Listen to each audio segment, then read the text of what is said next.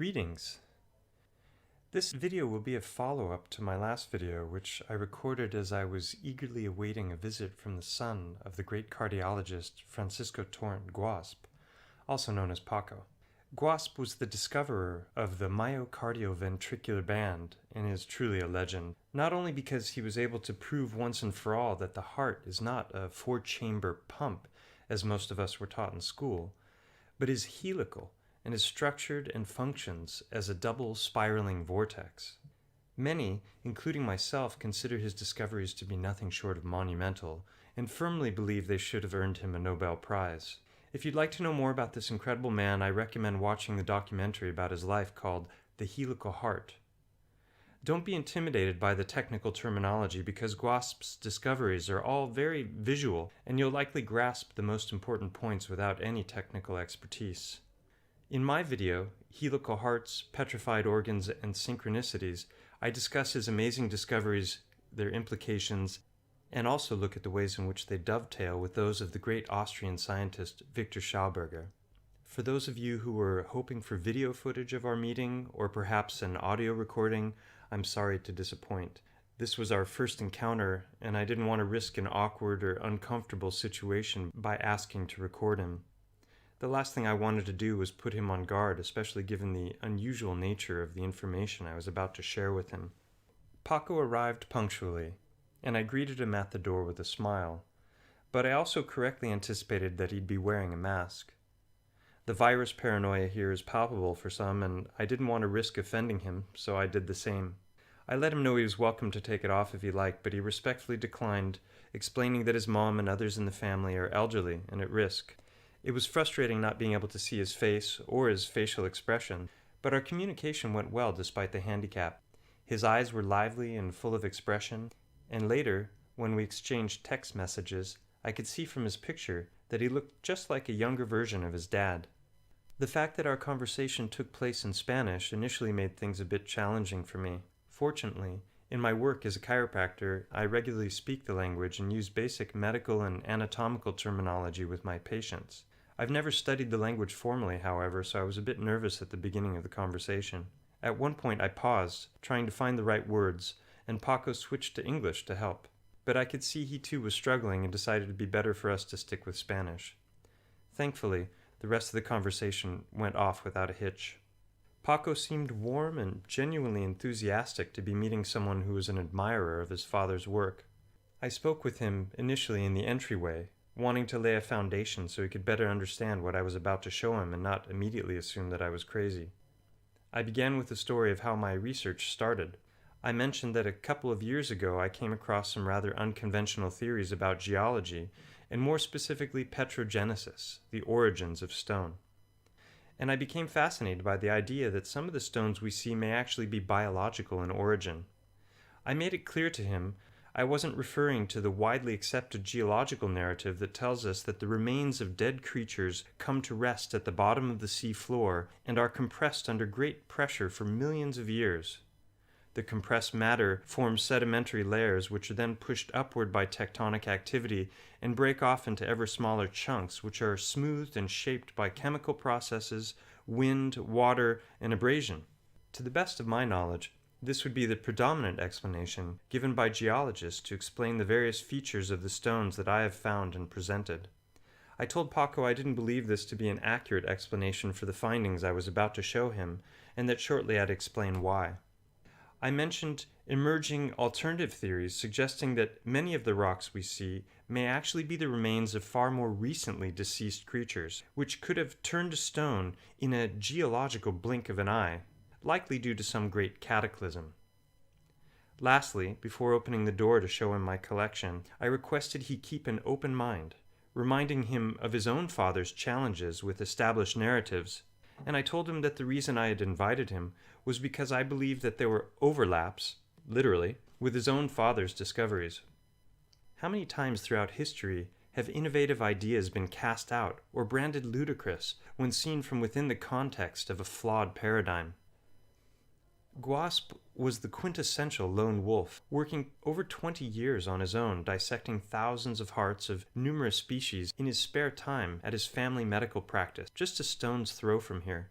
For decades, his work was rejected by cardiologists, and in some cases he was mocked for daring to challenge the prevailing models regarding the function and anatomy of the heart. Paco nodded, agreeing that his father had indeed been ignored, and even ridiculed in spite of the irrefutable empirical evidence he had provided. One Spanish cardiologist in particular was seemingly ever present with negative comments, regularly proclaiming his father's ideas to be ridiculous. I mentioned in my last video that I considered Paco Torrent Guasp to be the person who taught humankind more about the true structure and function of the heart than anyone else in history. But he was also forced to deal with trolls. Isn't it ironic that the trolls are the first to point the finger, claiming pseudoscience? Without any investigation, they grab the moral high ground, prop themselves up with logical fallacies, and claim, "We must protect the herd from these dangerous ideas. This is heresy." While still in the hallway, I touched briefly on Roger Spurr's theories about mud fossils and the idea that fossilization, given the right conditions, can occur far more rapidly than previously believed. Roger's theory offers a plausible answer to the question, how could soft tissue petrify without undergoing decay? The answer is that when the flesh is surrounded by mud, it creates an anaerobic environment, which means lacking oxygen, wherein the bacteria and the larvae which would normally eat away at the tissue are unable to thrive. In this process, known as permineralization, the minerals in the surrounding earth slowly work their way into the tissues as the liquids and gases work their way out. Petrified trees are a typical example of this phenomenon, but we're told that it occurs over many millions of years of time. Paco told me that he was aware that examples of non-skeletal soft tissue petrification existed in the fossil record, but like most, he understood them to be very rare. I explained that if some of these alternative theories are indeed correct, then the period of time required to create them may be much, much shorter, meaning that such fossils may be far more common than we previously believed, and that we have collectively lacked the eyes to see them. Finally, I told him that I didn't believe mud fossil theory could sufficiently explain the findings I was about to show him, and that I had theories of my own that I'd share with him shortly. As I opened the door to lead him into the collection, I expressed my frustration with many of the videos covering this subject in which 100% certain claims were made about nondescript stones, often recorded with shaky and blurry video. My take on things, from early on, was that if there was truth to these theories, then it should be easy to find rocks exhibiting undeniable anatomical features, shining examples of what I have now taken to calling biogeology. In my Helical Hearts video, I shared the discovery I made as I watched Guasp unravel a heart, revealing the myoventricular band. As he rolled the heart back up, it forms folds, known as sulcuses. Watch as he does this, and look at the lines. See the overlaps of the muscles as he folds it back up? These are the places that the muscle fibers meet and form the heart's chambers. I had an epiphany as I saw this the first time, realizing I'd seen similar lines in those exact locations in many of the heartstones I'd already gathered. It was a reoccurring feature I had missed, and I discovered it thanks to the work of Guasp. More recently, I recognized that a number of the rocks also exhibited a spiral shape at the base, the result of a spiral contraction of the fibers, extremely specific and not easily explained away as the result of some random erosion. I welcomed Paco into the main room, and I can only imagine what his initial thoughts might have been. He seemed fine as he took in the strange sight of more than 100 stones, all different sizes, laid out on tables across the room, and thankfully he didn't appear to be nervously making a move for the exit. Not wanting to waste any time, I went straight to the best examples. Several of the largest stones show a large number of anatomical correlations, and I'd hoped he'd recognize this immediately. I began pointing out the most common anatomical features, such as openings for the pulmonary arteries, the isthmus separating them, the aorta and vena cava openings, a tapering in of the sides of the ventricles, a flattening of the top, sulcus lines, and of course the overall harp shapes. These themes are the most common and easily spotted once you've learned the basic heart anatomy. As he was already aware, heart shapes can vary widely depending on the species. I continued to show him around.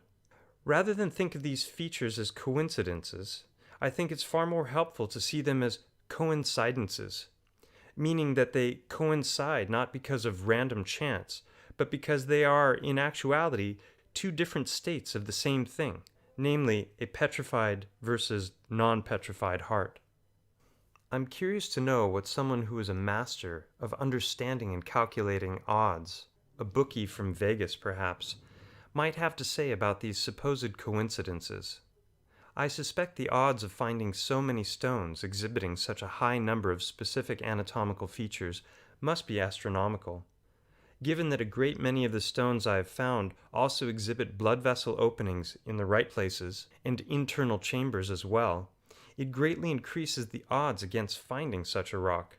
While the mathematics involved in calculating such a thing is way beyond my capabilities, the empirical evidence suggests that such an analysis would definitely be warranted. My good friend Victor suggests that what I've begun to provide are the humble beginnings of what in mathematics would be known as a proof based on logical consistency. How many coincidences does it take before one must acknowledge a preponderance of evidence? The fact that the vast majority of these stones are also continuous, smooth, and unbroken offers further support to this idea, because the smallest chip or fragment in the stones is immediately recognizable, making it clear that they are not fragments broken away from larger structures. In my Broken Hearts Tell Tales video, I break several of them open in the field to reveal not only the chambers, but what appears to be petrified blood. Okay, back to my meeting with Guasp. After a few minutes pointing out to him all the numerous anatomical features found in the stones, I mentioned that my theory is that the heart shape occurs so frequently because, like all the muscles in the body, the heart goes into contraction upon death. This is known as rigor mortis, or post-mortem rigidity. This contraction in the heart causes the ventricles to curve inward, the base of the heart to twist, and the backside will either flatten or curve inward. You can see this in the video. The effects peak at approximately 12 hours after death and then subside when the tissue breakdown begins to occur. Paco listened intently to what I had to say, but soon found fault with the idea of the heart remaining in a contracted state following death. He spotted the anatomy book I'd placed on the chair, which I'd opened to the heart pages, and began to clarify that the heart does not remain in contraction when dead, but, as can be seen in the video of his father performing a dissection, the heart is rather soft and malleable once removed from the body. In Paco's mind, this meant that it was impossible that it would take on the form that I was describing. I hadn't yet explained to him that I suspected that the petrification process likely occurs very quickly, perhaps in as little as hours, and most likely involves either extreme heat and pressure or some sort of a monumental electrical or plasma event. Anyone who has ever used a TENS machine or been hit by a taser knows what electricity does to muscle fibers. I asked Paco if he was familiar with the works of Victor Schauberger and how they related to his father's work, but to my surprise he'd not heard of the Austrian scientist. I wonder if his father came across Schauberger or learned of his many discoveries. The overlaps between their work are surely many. I also mentioned the works of Girolamo Sagato, the early 1800s scientist who held the secret to the petrification of all kinds of flesh. While the secret of his technique died with him, the irrefutable proof of his knowledge can be found in museums in Italy to this day. I've also cited several other examples of rapid petrification which I go into in detail in the Petrified Titans and Organs Parts 1 and 2 videos. I listened with great pleasure as Paco went on to tell me more about his father's discoveries. Though he himself is not a medical doctor, given his heritage, I wasn't at all surprised to see that he possessed a solid knowledge of heart anatomy, especially as it pertained to his father's discoveries. He told me stories about his father's research and all the years he worked on his own dissecting thousands of hearts, attempting to solve the conundrum of how such a little pump could possibly supply the body's estimated 60,000 miles of blood vessels. He told me of the difficulty his father had, already as a student at the University of Salamanca, in accepting the prevailing cardiological paradigm. That such a tiny pump could accomplish so much, pushing our viscous blood through a vast array of ever-narrowing blood vessels, was a model that made no sense to him. It took more than 20 years before the profession finally caught up to him, recognizing his discoveries and contributions. The high point of his career came when he was asked to perform a dissection on stage in Madrid for a room full of his peers. As he finished, you could have heard a pin drop. There was a prolonged, uncomfortable silence. But the ice was finally broken by the great American cardiologist Gerald Buckberg. He stood and began clapping enthusiastically. The room broke into a thunderous applause and standing ovations. His work had finally been recognized by experts in the field of cardiology.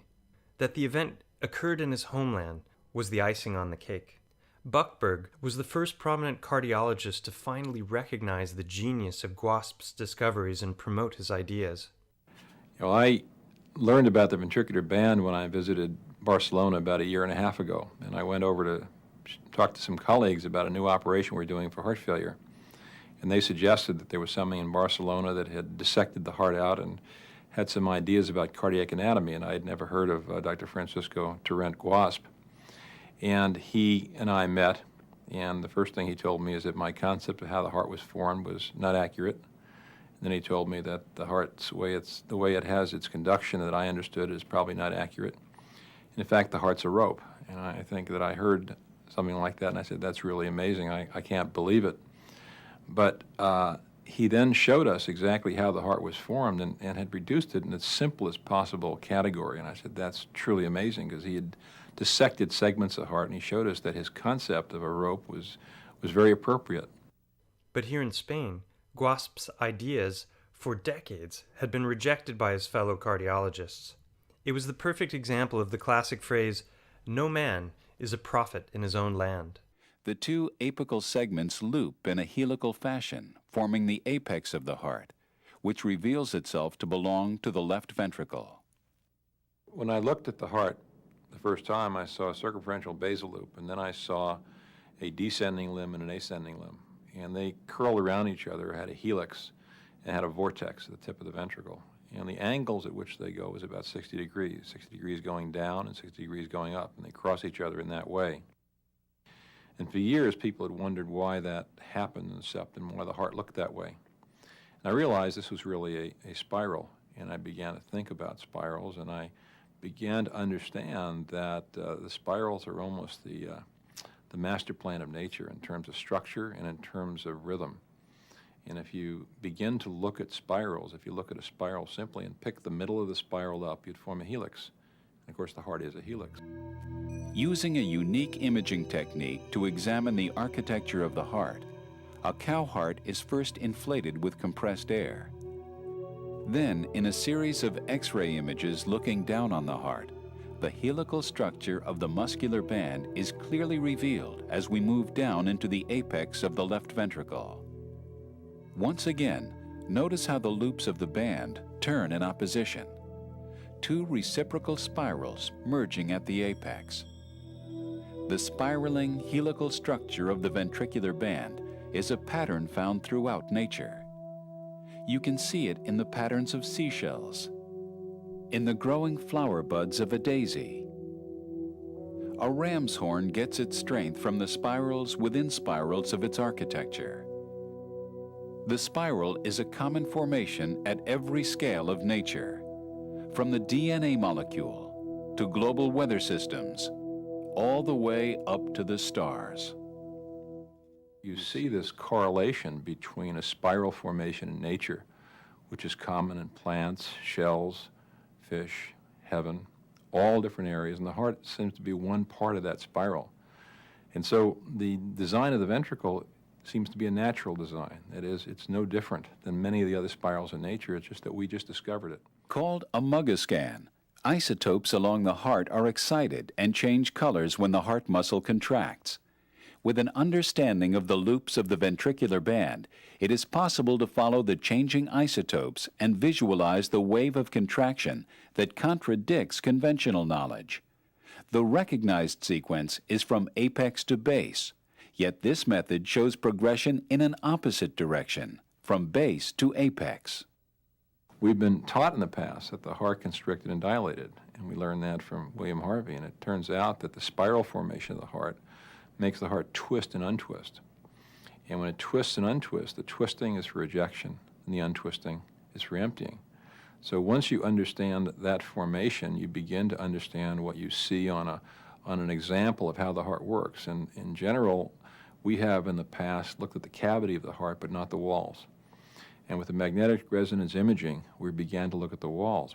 And suddenly you understand that the heart has an apex which stays still. And the way it works is that it twists and thickens, and untwists and lengthens. And so our concept of the heart filling and emptying by constriction and dilatation as a transverse segment factor doesn't really occur in the heart. What I always learned in the past was that the heart filled from the atrium to the ventricle by the pressure that was different between the atrium and the ventricle. And this was taught to me over about 350 years because this is what William Harvey, who designed the circulation, taught us. And well, if you look at the MRI, you see two things that are quite fascinating. First, you see it constrict and shorten and thicken to eject. And then you see it change its orientation and untwist, and it lengthens, and the cavity of the heart changes its size before the valves open. And because of that change in the size of the cavity compared to the blood within it, that is, the blood's the same, you create suction. And with the suction, you can watch the blood on the MRI get sucked into the ventricle, and you can see that 90% of filling occurs during that initial phase, even though the pressure difference is tiny. It's not a pressure phenomenon, it's a suction phenomenon. So with understanding the nature of how the loops twist and untwist, you understand two things. The first thing you understand is how the heart ejects and fills by suction, and the second thing you realize, if that anatomy is changed, as we can also see in MRI, where the ventricle becomes spherical, the capacity to twist and eject and untwist and suck is lost. So the patient with heart failure can't twist very well, and therefore he can't increase his output of his heart to be able to work, and he gets tired frequently. And more importantly, it can't untwist to suck the blood back. And if it doesn't untwist to take the blood back, it only can fill by pressure, and that's exactly what Harvey said it did. But it only does that when it fails as a predominant mechanism. And when it fills by pressure, the pressure in the heart increases, the pressure in the lungs increase, and the patient has pulmonary congestion, or his lungs get full of fluid and he can't breathe. And the symptoms are related to the inability of the heart to do its standard twisting and untwisting, which the spirals allow us to see. Observe the wave of contraction as it moves across the band, just as Torrent Guasp had theorized. Many call it the cardiac dance, the twisting, pulsing rhythms of the human heart in motion. Now, for the first time in history, it can be understood as the sequential movement of the muscular band, starting just below the pulmonary artery and ending where the band touches the aorta. The helical course of the contraction continues with a vortex or figure eight around the apex. Contraction of the ascendant segment twists its fibers, resulting in a clockwise rotation of the heart. Active contraction wanes along the band as the wave progresses. The spiral formation of the apical loop produces a twisting effect, causing a counterclockwise rotation of the heart, including the apex, which remains in a fixed position. The shortening and twisting of the apical loop squeezes the ventricular cavity to raise pressure and opens the aortic valve to eject blood to the body. The helical course. The Torrent Guasp myocardial ventricular band. The heart, unraveled, will change forever the way we view it. Such a simple thing like a rope, like a muscular band twisted like a rope that describes a helicoid in this space, delimiting two cavities, the right ventricular cavity and the left ventricular cavity. This is so simple.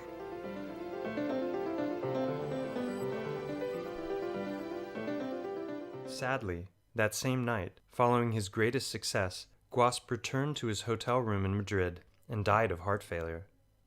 I mentioned to his son that several people in the comment threads of the video that I made about his father were suspicious of foul play. He said he too had heard such rumors, but did not give them any credence.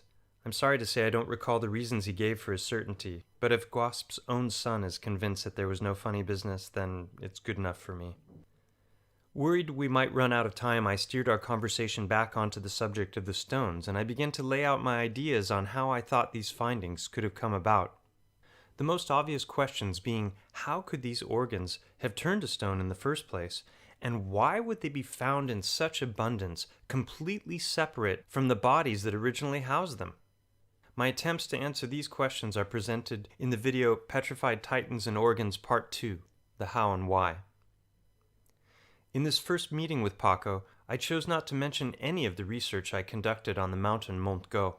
I felt the things I was suggesting to him were already wild enough, and if I brought up my research and conclusions about the mountain, he would most certainly have concluded I was off my rocker.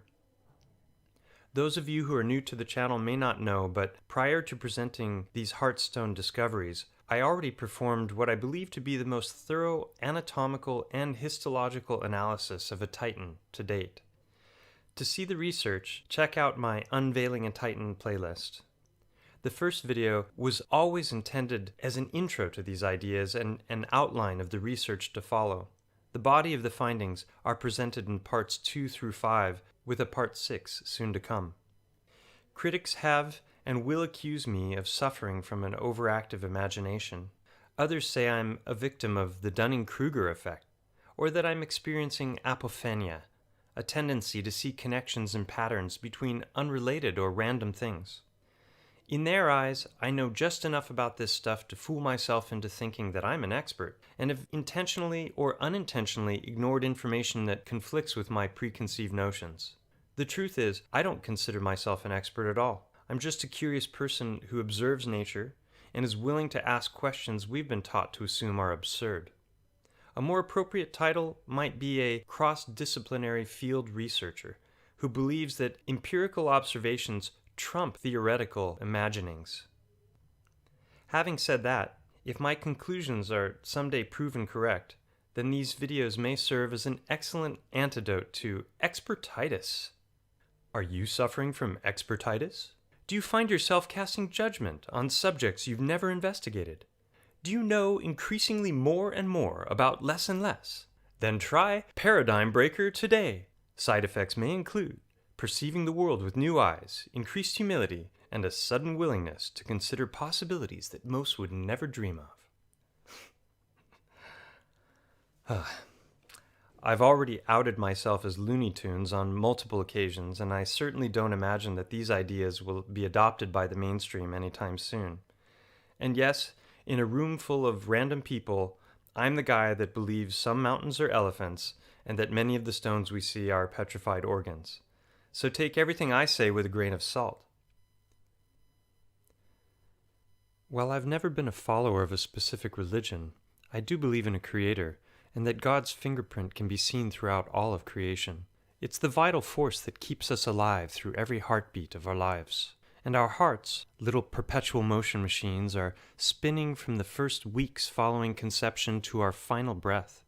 While I've not approached this research from a religious perspective, I can't help but admit that this has all begun to seem pretty mythical, perhaps even biblical. The two findings, both Mont Go and the Heartstones, while very different from each other in scale, are unified in the understanding that if either or both are true, then they must have been caused by some grand-scale cataclysm. Could it be that the stories of Medusa were based on actual events? Maybe this mythological character and others like Cthulhu are symbolic reminders of grand-scale electrical or plasma discharges. Who knows?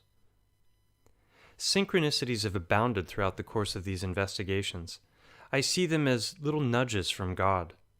One rather amusing one is that the name of the river which runs through this valley where I've found the majority of these stones just happens to be known as the Gata de Gorgos River. In English, this translates as Gorgon's cat. Who are the Gorgons? Well, it just so happens that they were 3 supernatural sisters, one of them named Medusa. Remember her? In the Greek myth, Perseus cuts off her head and uses it to turn the Kraken, a titan, to stone. I mean, what are the odds?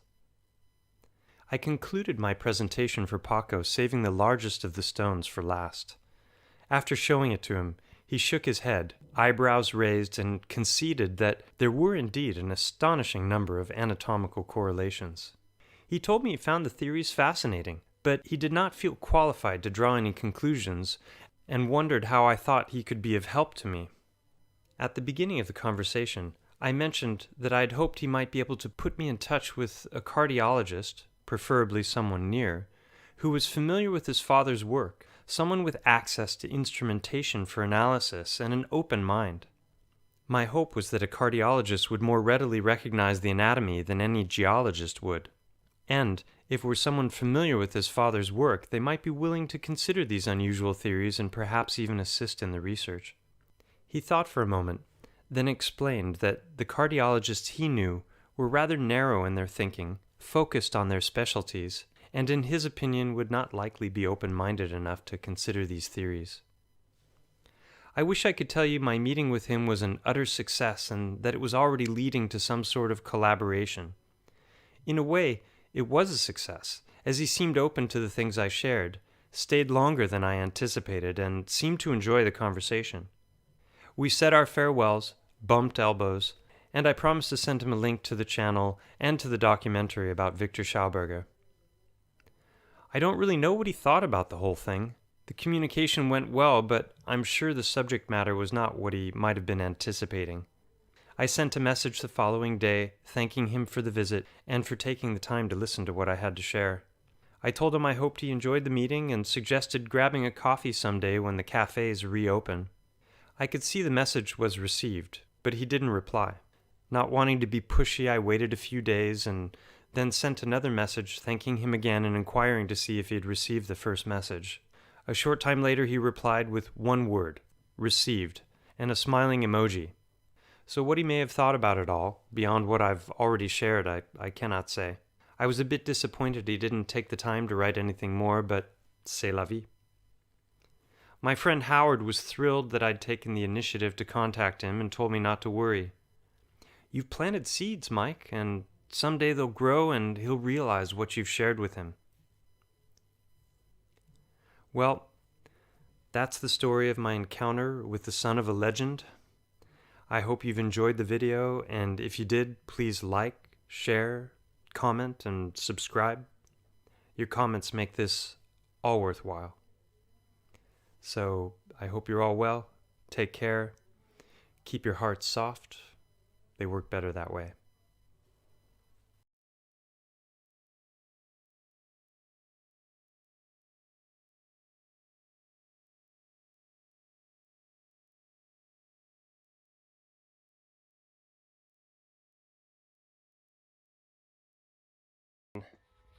So I found this one, which is already broken. You can see there.